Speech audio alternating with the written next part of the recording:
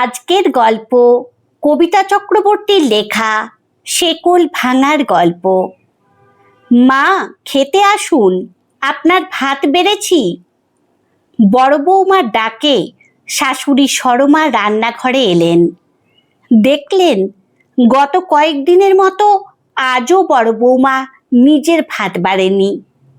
সবারটা বেড়েছে, শুধু নিজের থালাটা রাখেনি। এই ভট্টাচার্য বাড়ির বরাবর নিয়ম। দুপুরে ও রাতে প্রথমে বাড়ির পুরুষ সদস্যরা আর বাচ্চারা একসাথে খেতে বসে। বাড়ির 4 ছেলে, তাদের বাবা আর বাড়ির 3 জন বাচ্চা দুপুরে খাবার একসাথে খায়। বাচ্চাদের স্কুল থাকলে অনেক সময় আগে খেয়ে নেয়। এই বাড়ির 3 পুরুষের বিরাট মুদিখানার পাইকারি ব্যবসা। দুপুরে দোকান থেকে একসাথেই সবাই খেতে আসে। দুপুরে খাওয়ার পর আবার ছেলেরা দোকানে চলে যায়। শ্বশুরমশাই দুপুরের পর আর দোকানে যান না, ছেলেরাই দোকান চালান। তারপর খেতে বসে বাড়ির 4 বউ আর শাশুড়ি মা। বড় বউই সবার খাবার বেড়ে দেয়। একসাথে খাওয়াও হয়, গল্পও হয়। সবার মধ্যেই খুব মিল এদের। যেমন ভাইয়ে ভাইয়ে মিল, তেমন বউদের মধ্যেও খুব মিল। বড় বউ সবাইকেই খুব স্নেহ করেন, ভালোবাসেন। বড় বউ তো সেই কোন ছোটবেলায় এই বাড়িতে বিয়ে হয়ে এসেছে। তার ছেলেই এখন কত বড়, বাইরে চাকরি করে। ধীরে ধীরে আর 3 দেওরের বিয়ে দিয়ে তাদের বউদের বাড়িতে এনেছে এই বড় বউই। সব কিছু শিখিয়েছে তাদের বড় দিদির মতোই। সবাই তাকে খুব মান্য করে। শাশুড়ি সংসারের সব দায়িত্ব তাকে দিয়ে খুব নিশ্চিন্ত হয়েছেন। সংসারের যাবতীয় খুঁটি নাটি সব কিছুতেই সবাই বড় বউকে জিজ্ঞাসা করে। বেশ কিছুদিন ধরেই শাশুড়ি মা লক্ষ্য করছেন বড় বউ তাদের সাথে ভাত খাচ্ছে না। এক একদিন এক এক অজুহাত। আজ খেতে ইচ্ছে করছে না, বা একটু পরে খাচ্ছি। ব্যাপারটা শাশুড়ি মার ঠিক লাগছে না। এতদিনে যা হয়নি, এই কদিনে সেটা হচ্ছে। যদিও কিছুদিন আগেই অনেক ঝড় বয়ে গেছে এই বাড়ির ওপর দিয়ে। শাশুড়ি মা রান্নাঘরে এসে বললেন, বড় বৌমা, আজ আমিও এখন খাবো না। তুমি যখন খাবে তোমার সাথেই খাবো। রোজ রোজ তুমি একা একা খাও, আজ দুজনে একসাথে খাবো। বড় বউ অনেক অনুরোধ করলেও শাশুড়ি মা কিন্তু তার কোনো কথাই শুনলেন না। বাধ্য হয়ে অন্য সবাইকে খেতে দিয়ে শেষে নিজেদের দুজনের ভাত বেড়ে নিল বড় বৌমা। কিন্তু খেতে বসেও সে কিছুই মুখে দিতে পারছে না। শাশুড়ি মার চোখ এড়ালো না কিছুই। তিনি একটু হাসলেন শুধু। বললেন, তুমি তো ভাত মুখে তুলছো না বড় বৌমা। আচ্ছা, খেতে হবে না তোমাকে। তুমি আগে ছোট বৌমাকে ডাকো, তারপর আমরা 3 জন একসাথে খাবো। তুমি যতই শাক দিয়ে মাছ ঢাকো, আমার চোখ এড়াতে পারোনি তুমি।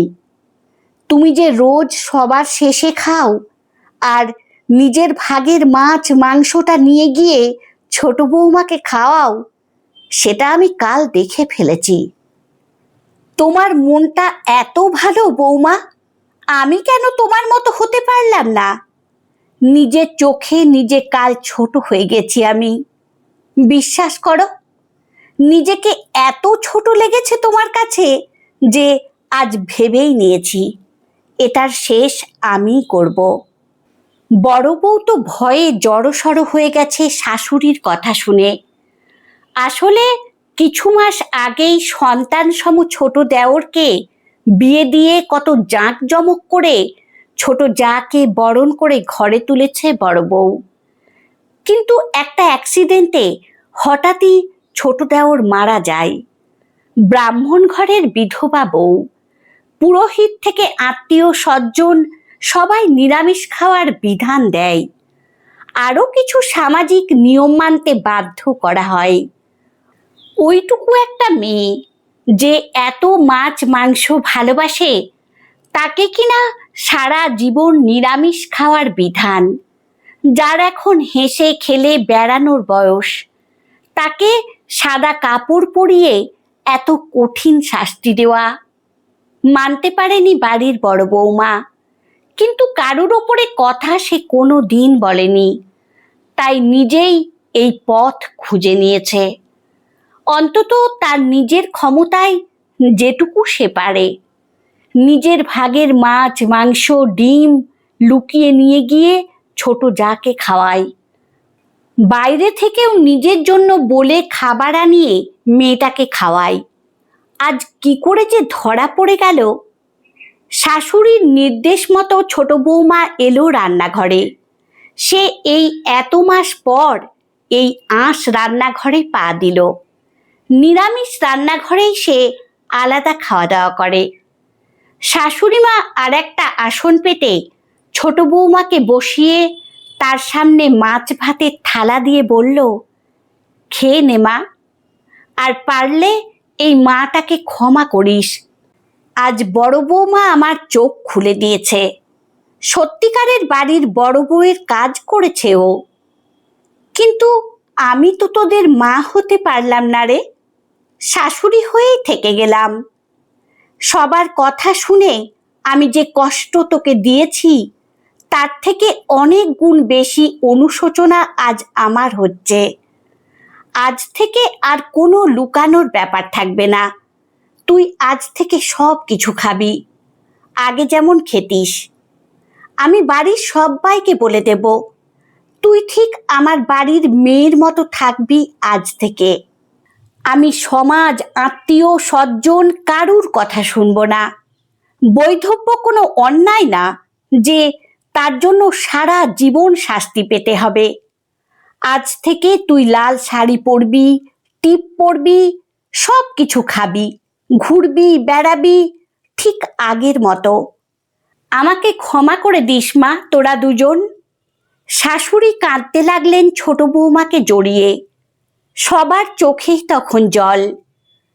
বড় বৌমা আজ খুব খুশি, আর তাকে লুকিয়ে কিছু করতে হবে না। এটাই তো সে চেয়েছিল। তিনজন অনেক দিন পর আজ আবার একসাথে খেতে বসলো। আবার শুরু হলো তাদের গল্প আগের মতো। আমার গল্প পাঠ যদি আপনাদের ভালো লেগে থাকে, তাহলে লাইক কমেন্ট ও শেয়ার করে দেবেন। ধন্যবাদ।